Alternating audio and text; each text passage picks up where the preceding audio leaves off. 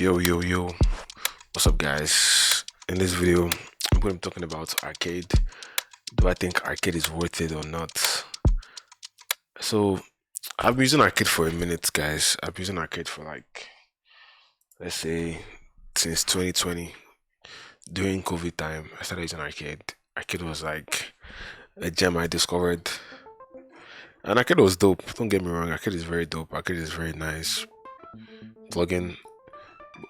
I've been using arcade since 2020 and this is 2024. And my subscription just expired for the third or fourth time.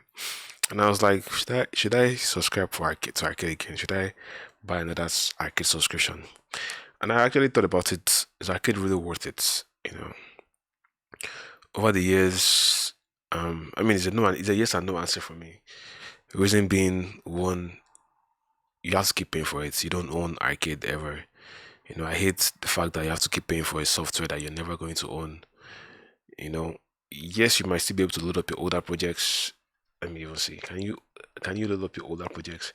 Trust me, I've made like a whole lot of bits with arcade, and you know, it's nice, but the downside of it is, one, you don't own the plugin forever, and two, you kind of just get stuck on using arcade.